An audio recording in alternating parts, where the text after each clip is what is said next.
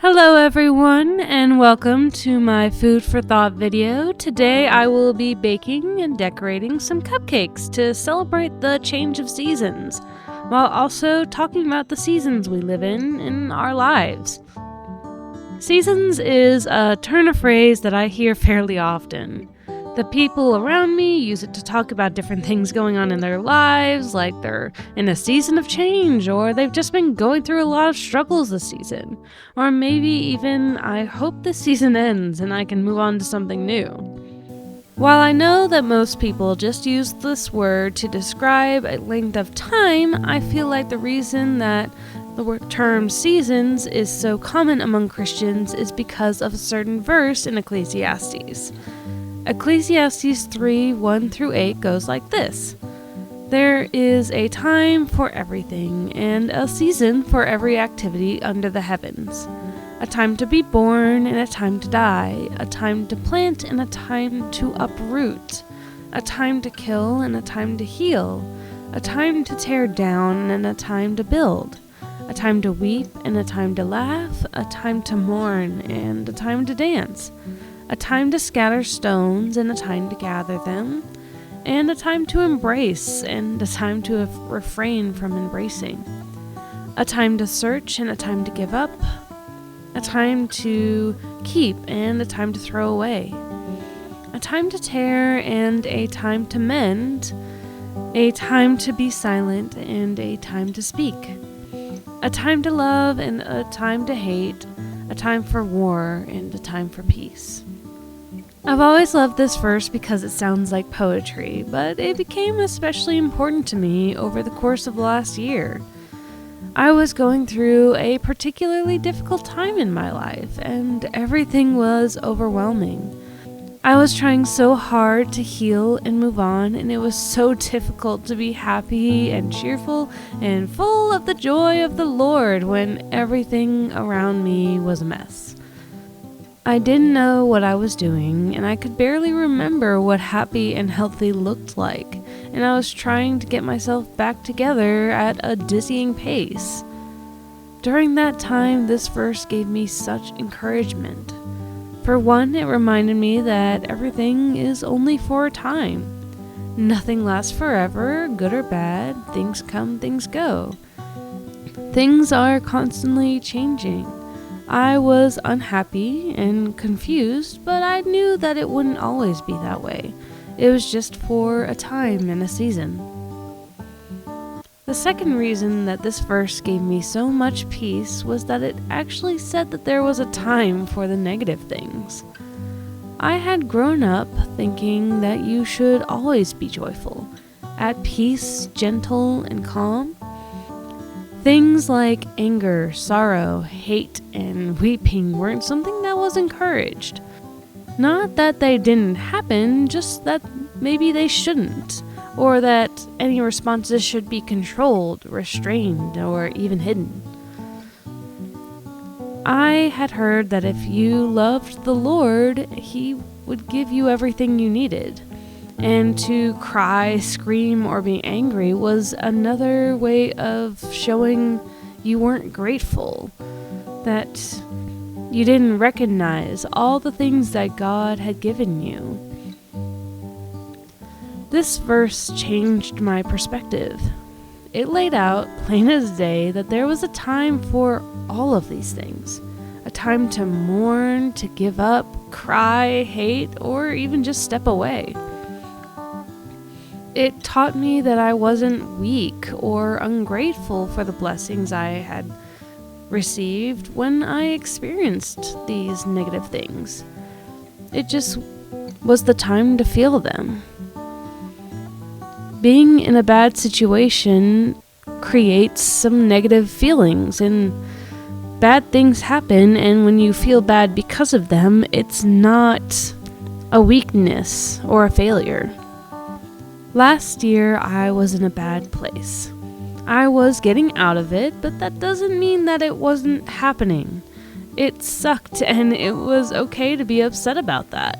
I learned along the way not to hide or regret the negative feelings that I had, but to experience them, and when they were done, to let them go. I think of that time a lot like I think about winter. Not a whole lot of people like winter. It's dark and often wet and cold. Things die and you're left with what feels like something barren and dead. But there is so much more to it than that. Winter is a time of rest for the world. A time of pulling back and waiting, of dealing with all the dark and preparing for when the sun comes back around. Winter can be dark and cold and dreary, but it can also bring a sense of quiet, calm, and stillness. And sometimes we need that in our lives. Another verse that gave me comfort was 1 Kings 19, 3-1. In this verse, Elijah was afraid, overwhelmed, and disheartened. He had run away into the wilderness and was all alone. He was so upset, he cried out to God and said, "I have had enough, Lord, take my life."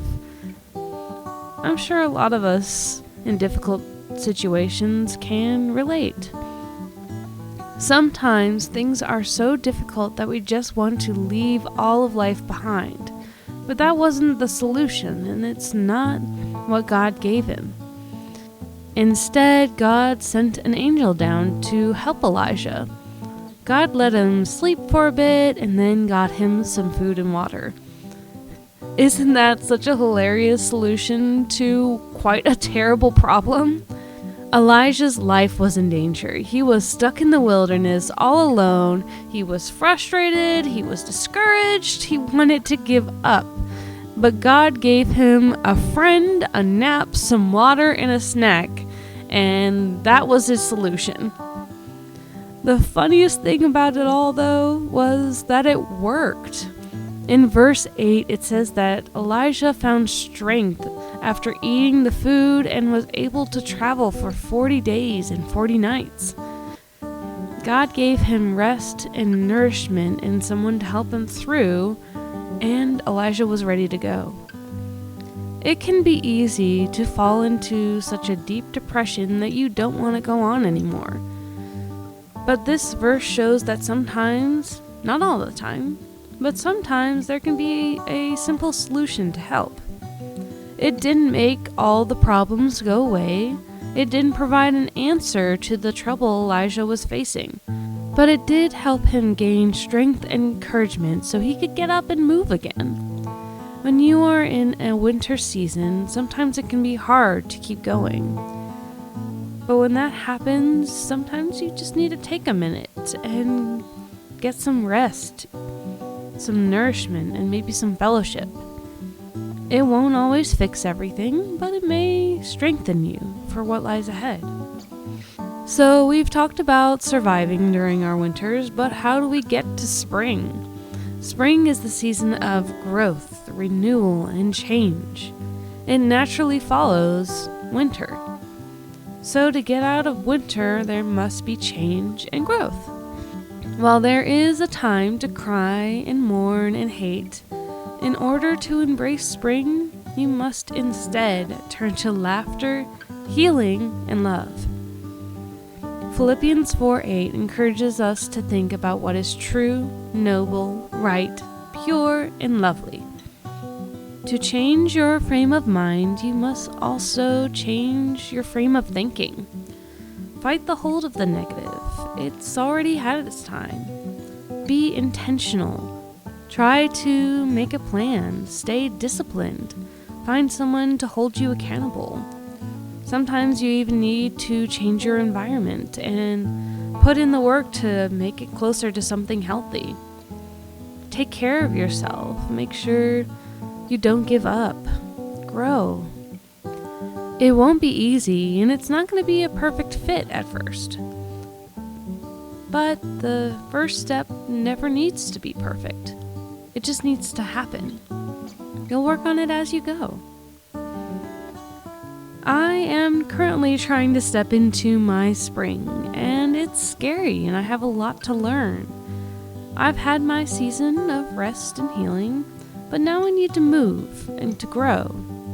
There's a lot to do, but I'm not backing down, because I know once I'm done, my growth will produce something truly beautiful. So let's go, and let's truly embrace spring.